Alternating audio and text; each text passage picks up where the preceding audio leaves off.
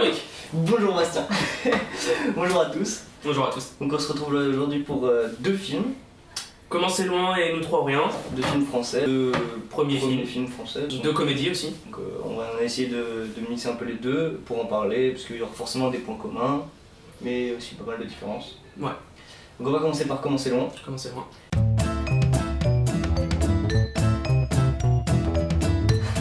Donc c'est fait par Orelsan. C'est co-réalisé par Orelsan et Christophe Offenstein. C'est ça. Avec Gringe, donc c'est un film sur Guillaume Tranchant. Guillaume Tranchant et Aurélien. Et Aurélien. Aurélien, j'ai oublié son nom de famille. Cotentin. Et donc c'est un film, basiquement c'est l'extension de leur album Orelsan et Gringe. Je présente Les Casseurs Flotteurs, ouais, qui est sorti en... Je sais plus si il est sorti en 2013, ouais, je crois que ça. Déjà c'est un très bon film, honnêtement, c'est très bien réalisé, la mise en scène est correcte. Disons que ce qu'on pouvait reprocher vraiment au film, quand on n'est pas vraiment familier à l'univers d'Orelsan et de Gringe, aux Casseurs Flotteurs, on a le droit de se dire est-ce que ça va être simple de l'aborder, est-ce qu'on va pas être largué, est-ce que si on n'est pas vraiment amateur de rap on va apprécier, etc. Bah ça avait été un peu le même problème avec NWA, où si t'es pas familier avec cet univers de rap, tu te dis putain merde, est-ce que je vais aimer le film? Puis au final ça passait très bien, bah, c'est le cas là aussi. Hein. Du coup c'est une comédie qui fonctionne. Même sans connaître, c'est rempli de grosses punchlines, et là on voit que Orelsan est non seulement un très bon parolier, mais un très bon scénariste aussi. D'ailleurs, il s'était renseigné beaucoup, il dit lui-même qu'il avait lu beaucoup de livres. Bah en fait c'est bien parce que le mélange entre une histoire un peu originale malgré tout, c'est un peu leur album concept qu'ils ont repris et qu'ils ont remanié correctement. Il y a suffisamment de références pour entre guillemets récompenser le fan, on va dire.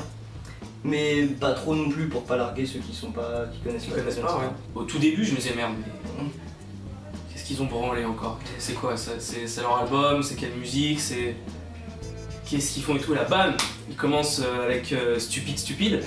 Et là, tu fais oh là, ils vont me faire kiffer et tout ça. Et c'est vrai que quand on connaît l'album concept qu'ils avaient fait. Déjà à l'époque, ils disaient qu'ils auraient bien aimé en faire un film, bah bam, ils ont pris l'idée de l'album, on suit Orelsan et Gringe qui doit faire une chanson en 24 heures et chaque musique commence par une heure précise qui suit le déroulement de la journée. Bon bah là on a le déroulement de la journée en vrai, ils ont changé 2-3 choses mais on voit pas mal de clins d'œil. Ce qui est intéressant c'est que pour l'album des Casseurs Flotteurs, ils ont commencé à faire pas mal de clips. Ils ont fait l'album, ils ont fait plusieurs clips au fur et à mesure, donc on sentait déjà à faire des clips qu'ils avaient envie de mettre des images à leur histoire. Et ce qui est intéressant c'est que là du coup ils ont fait un film, donc ils concrétisent complètement cette volonté, mais dedans ils ont pas mis les clips, d'ailleurs ils ont même pas mis les chansons de l'album. Il y en a quelques-unes, il y en a une qu'ils ont changé, ouais. Bah en fait il y a Stupide qu'ils ont mis au tout début, ouais. Rapidement, et ils ont fait une sorte de suite. Parce que c'est toujours deux connards dans un autobus. Et donc il n'y a pas d'image de clip de leur album précédent, parce qu'ils ont tout simplement refait un album en fait. Donc l'album Comment c'est loin, qui est l'album du film. Et donc je trouve que c'est intéressant parce que voilà, leur créativité a été encore renouvelée, ils n'ont pas repris des trucs d'avant. Non, ils sont pas restés sur leurs acquis de l'album, quoi. C'est ça qui est génial. Enfin moi franchement j'ai kiffé de ouf, hein. Sans déconner, non mais sans déconner, c'est une tuerie, c'est un film de... Bah, comme il dit, c'est une bromance, tu vois, et honnêtement, bah, c'est... Quand t'as l'amitié qui est là et tout, tu sens l'amour qu'ils ont l'un pour l'autre, enfin c'est... Ouais, moi je trouve ça génial, c'est beau l'amitié, quoi, c'est beau l'amitié. Gay. C'est beau l'amitié, non mais sans déconner, moi je trouve ça génial. Je suis totalement d'accord, non mais c'est exactement ça. Je voulais dire, bah du coup c'est en partie une comédie musicale, il faut le dire. Ça peut être qualifié de ça, ouais. Moi je l'ai pas trop pris comme ça, j'ai plutôt qualifié, j'aurais trouvé que c'était plutôt une comédie avec des chansons plus qu'une comédie musicale, mais... Bah... Une comédie musicale c'est une comédie avec des chansons, mais je l'ai pas pris comme une comédie musicale. En fait disons que c'est pas... Qu'est-ce qu'il a? T'es pas d'accord? Mais dis-le! C'est une comédie musicale. Pas du tout. Bah,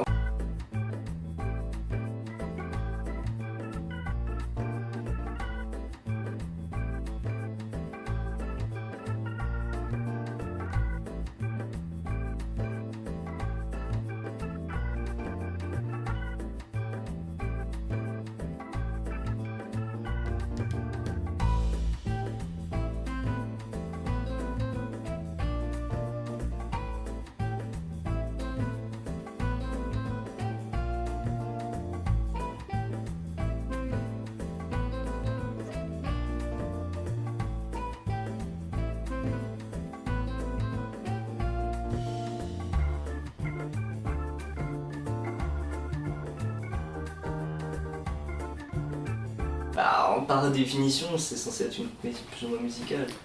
Moi, je peux pas dire, j'ai pas vu. C'est-à-dire qu'à part la fin, il n'y a aucune scène où on les voit vraiment en fait chanter. Il y a J'essaye où il chante, il y a quand il est avec son père dans la voiture, Voilà, il y a quand Gringe chante tout Quand seul. il est dans sa voiture, il chante pas. C'est une voix off. Mais quand il... Ah, tu veux dire que vu qu'on les voit pas chanter directement, pour toi c'est pas une comédie musicale? Moi de toute façon je l'ai pas pris comme une comédie musicale, mais je vois ce que tu veux dire. c'est toujours deux connards dans un bus, par définition, ils chantent aussi. Ça fait quand même 2 chansons où ils chantent réellement. Le mal est fait, ils chantent pas. Après, ils chantent pas tout le temps. Et il y a beaucoup d'instrus. Il y a énormément d'instrus aussi, malgré tout. Donc, bref, on va revenir par le fait. Donc, Désolé. voilà, ça va. Donc, on pourrait considérer ça comme une comédie musicale. C'est pas. Putain, mais tu me casses les couilles, me fais chier. It was at this moment Jackson knew. He fucked up. Merde, c'est une comédie musicale. Il y a plein de gens qui considèrent ça comme une comédie musicale. Et moi, je suis pas d'accord. Enfin, je suis pas d'accord sur le fait que c'est complètement une comédie musicale, mais c'est quand même. Ça s'en approche. Non, mais je suis d'accord avec toi en fait.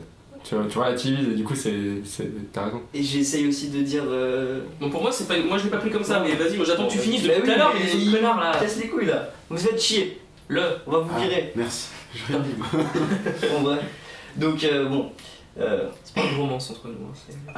Non, c'est pas une romance. Gay.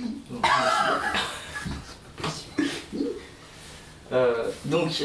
Comédie musicale, là, donc, ça tourne. De toute façon, on va couper tout ça, je Ouais, pense. c'est ça. Complètement.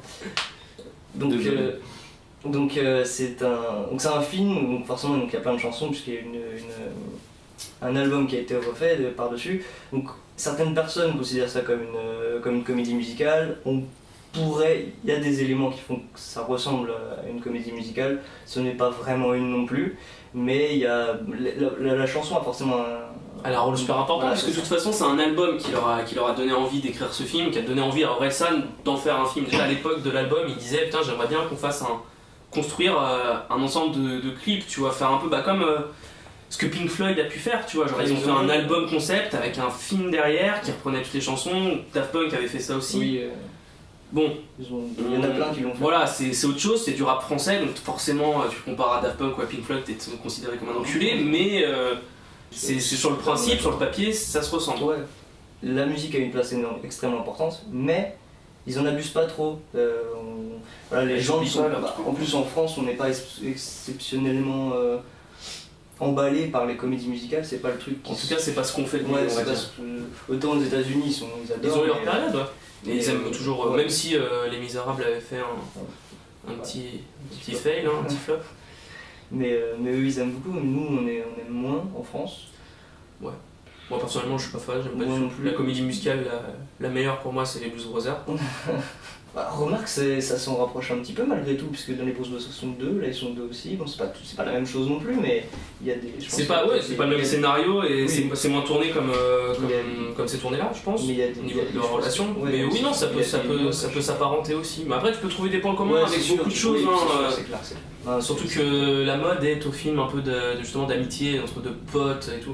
Après là, eux, surtout vu qu'ils font bloquer à côté sur le aussi, canal, après, ils poussent le vice à fond, tu vois, depuis le début. C'est vraiment, Même ils quand ont- Orelsan a fait ses albums pour être connu, dans ses musiques, il y avait toujours une chanson avec Gringe, tu vois. Ouais, bah chaque fois. À chaque fois. Ils sont- C'est-à-dire, et Gringe, il est sur scène avec lui tout le temps. Enfin, déjà, il fait ça entre potes, avec ses Scred et Abel, Scred tu et vois. Abel. Et Bouteille, enfin, ils sont tous ses potes qu'on connaît de nom, ils sont tous là, tu vois. Ouais, bah oui. Qu'on connaît pas Ouais. personnellement, mais qu'on connaît quand même grâce à lui.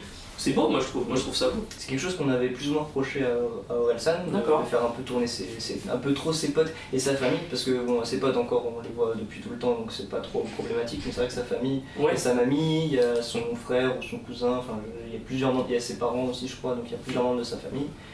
Donc là c'est plus inhabituel, mais du coup je sais qu'il y a des critiques qui lui ont reproché, mais à titre de comparaison, Alexandre Astier a fait ça aussi dans Kaamelott, ça a posé de problème à personne, au contraire, tout Et le monde non. l'adore maintenant. On a même fait sa marque de fabrique. Hein. Ouais, c'est ça. Donc au final, je vois pas trop en quoi. Enfin, moi personnellement, ça me pose pas de problème. Non, moi non je plus. suis pas en train de le comparer non plus à Astier, parce que Astier il évolue quand même dans un autre domaine, mais voilà quoi, c'est. Dans d'autres sphères, en tout cas. Voilà, c'est ça. Au final, tu vois, comment dire, tu vois quelque chose de concret, de vrai, tu vois vois la réalité de la chose, quoi. Le mec, il est avec Ouais, ses puis potes. les gars ont quand même. Enfin, parce qu'il y a un truc aussi qu'on lui a pas reproché, mais où on a le droit de se poser la question, et beaucoup de gens se sont posé la question, est-ce que c'est vraiment biographique ou pas, tu Oui. vois, autobiographique, est-ce que ça montait dans le rap, machin, bah pas vraiment. Mais en même temps, tous ces potes-là qui l'accompagnent dans le film, qui l'accompagnent sur ses disques, qui l'accompagnent sur scène, c'est des gens qui l'ont vu atteindre, entre guillemets, les sommets du rap français. Oui, parce que les sommets du rap français, c'est pas Booba et Rof, hein, je suis désolé.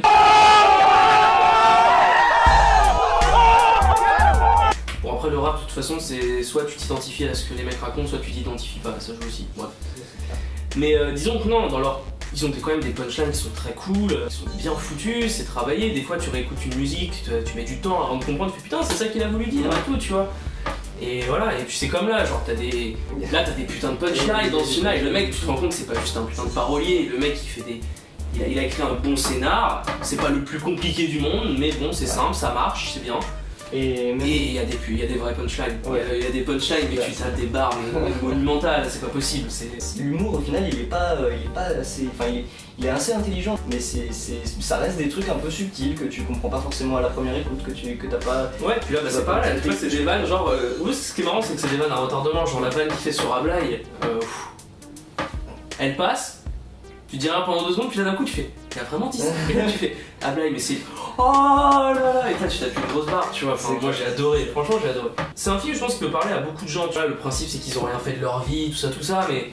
Et c'est comment tu fais, mais c'est un. On parle beaucoup de la crise de la quarantaine, de la crise de la cinquantaine, mais je pense que la trentaine, entre guillemets, ça peut être une crise pour beaucoup de gens. Moi je sais que, tu vois, j'ai 23, ça me fait flipper de vieillir, tu vois, j'ai peur. J'ai aussi peur d'avoir 30 ans, mine de rien, tu vois. Surtout, j'ai peur d'avoir 25, alors. Un peu comme eux, quoi. Un peu. Que tu te gardes. C'est un peu comme eux d'ailleurs, parce que dans leur univers, ils ont jamais rien foutu de leur vie. Et nous, c'est le cas, on est là. Ouais. Putain, Qu'est-ce qu'on a foutu de notre vie, tu vois. C'est ça, Ouais. quoi. Mais bon, malgré tout, c'est des c'est putains de bosseurs et tu le sens, quoi. Les gars, il a fait des bons trucs, quoi. Même s'il a été assisté par un réal, il est coréal avec un réal qui connaît le métier et tout. Encore que d'ailleurs, le coréal, Christophe Offenstein, il a pas réalisé tant de choses que ça, je crois qu'il a réalisé 2 ou 3 films seulement, mais par contre c'est le directeur photo, alors je sais pas si le directeur photo attitré, mais c'est le directeur photo de Guillaume Canet. Ah putain, mais oui, mais je savais bien que j'avais déjà entendu son nom alors, mais pas aussi, enfin pas forcément en tant que réalisateur, c'était quand j'avais vu un documentaire sur Canet. Et voilà, alors je sais pas si Christophe Offenstein, oui, c'est un de ses grands potes, bah, pour le coup, voilà, putain, Guillaume Canet, il fait tourner quasiment, il tourne avec que des potes, hein. Avec des potes. Genre, il a tourné avec Cluzet pour le dire à personne, c'est devenu un de ses putains de potes, je sais même pas s'il l'était avant pour te le dire, peut-être, mais en tout cas, après, voilà, genre tu regardes. Je pense à Violon parce que le film a plus trop sur les violons, mais c'est le film de Canet là, c'est Écho du Jardin, tout le monde. Je suis. Petit mouchoir. Ah ouais, voilà, Petit Mouchoir. Bon, il est Bah bien, oui, mais bah, bon, voilà, c'est un film de potes aussi quoi. Christophe Offenstein est dessus d'ailleurs. Je crois, il fait Bah voilà, moi j'ai entendu ça. Après, est-ce que c'est. Ouais, ça c'est pas. Les Petits Mouchoirs, oui, effectivement, c'est un film de potes, je pense. Et Est-ce pour le que coup, c'est- l'ancienne génération d'acteurs français ont fait aussi des films de potes. Ouais, c'est clair, malgré non, mais tout. clairement, totalement. Il y a un autre truc aussi, c'est qu'on avait un peu reproché à Aurel son jeu d'acteur. En fait, par rapport. Il reste dans son. Ouais, mais par rapport à Gringe, en fait, parce que Gringe, il a un Non, jeu Gringe, plus réaliste. c'est vrai que c'est.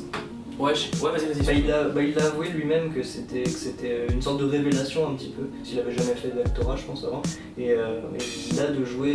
Déjà, je trouve ça magnifique quand même, parce que t'imagines, t'es avec ton pote, tu fais un truc de pote, et Là, tu te rends compte que tu joues comme un bien. Là, tu fais putain, merde, en fait, j'adore ça. Et, entre guillemets, c'est un petit peu ton pote qui t'a permis de faire ça. Ouais, non, c'est cool. Je trouve ça vraiment. La romance, c'est son paroxysme. Ouais, je trouve ça assez magnifique.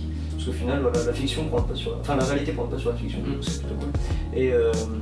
Et non, on avait reproché un peu le jeu d'Aurel, parce que Orelsan, forcément son personnage est un peu je m'en foutiste, donc forcément son jeu est un peu je m'en foutiste. Un peu comme lent, voilà, lent, il est mou, mais ça colle à c'est son personnage. Je veux dire, quand tu vois ses interviews et tout, il est pas si mou du slip que ça. C'est sa personnalité, donc je trouve que son jeu en soi, effectivement son jeu il est pas fou, Mais il correspond à son personnage. voilà. de ouf. Donc au final pour moi c'est. Je pense que ça ça reste bien. Et... Moi je pense qu'il a fait il l'a poussé aussi à l'extrême, tu vois. Je pense pas que ce soit un défaut non plus. En réalité, je pense que ça déroute peut-être un peu. Le film a pas tant de défauts que ça. Non, tu non, penses, mais il y a quasiment pas de défauts. même, enfin, après nous on connaît assez bien les Ouais, musiques, forcément, les chansons et tout, et ça aide. Ça aide forcément. Ça aide forcément. Donc en fait, c'est pas vraiment du vécu. Enfin, Je pense qu'il y a une part de vécu, mais romancé. Enfin, Il y a de très l'anecdote quoi. ouais, voilà, c'est plus des anecdotes qui ont été. Après, je pense qu'ils ont forcément eu des problèmes avec les producteurs, qu'ils ont forcément eu du mal à faire leur premier album, peut-être, je ne sais pas. Non, mais il doit y avoir une part de vécu, c'est sûr. Mais une part de vécu qu'il a aidé à écrire. Ouais, je pense que c'est Après, les situations qu'on voit, est-ce que ce sont vraiment produites? Parce qu'au final, il n'y a pas tant de situations professionnelles, entre guillemets, dans le film. Je pense que le vécu l'a fait écrire ce film, mais après, non, tu le sens, même sans connaître forcément. Mais je pense pas que le film soit un biopic en lui-même. Non, je pense pas. C'est loin de là, honnêtement, je pense pas. Donc, voilà. Je pense qu'on a fait le tour sur comment c'est loin. Ouais, Donc ça, déjà, c'est un film on conseille, mais vraiment, c'est une très vraiment bonne surprise, un très bon premier film, et j'espère qu'il va continuer de faire au moins d'écrire peut-être des scénarios pour le cinéma, même sans jouer, parce qu'il est très bon, je pense. Ce serait vraiment cool. Au moins les punchlines. Pour les dialogues, c'est un putain de dialoguiste. Bon, du coup, on va donner une note. Une note à quoi aussi. Vas-y, je te laisse commencer. Alors, pas beaucoup de choses à reprocher. Très bon premier film. Moi, je suis fan du gars, donc on va essayer d'être objectif. Ouais, on a dit pas de virgule hein, parce qu'on n'est pas des connards. Bon, alors, ouais, un petit 9. Allez. Je pense que ça va un petit 8, mais j'ai envie de lui mettre 9 parce que c'est un 9 encourageant. Plus qu'une comédie, en fait, c'est vraiment. C'est un film vraiment de potes, c'est un film cool, c'est un film où t'as quand même un questionnement et tout, il y a un cheminement. 8 ou 9, putain? Ouais, 8. Ouais, 9 parce que je suis fan, vraiment. 8, objectivement 8. 9 parce que je suis fan. Moi je mettrais 8 sur 10 aussi, parce que je pense que c'est un film qui évoque beaucoup plus de choses que ça n'en a l'air. Mais c'est pas non plus un film parfait. La réalisation est correcte, mais elle est pas transcendante. La mise en scène est correcte, mais elle est pas transcendante non plus. Donc c'est pas non plus un film exceptionnel, mais c'est un bon film. Donc, voilà.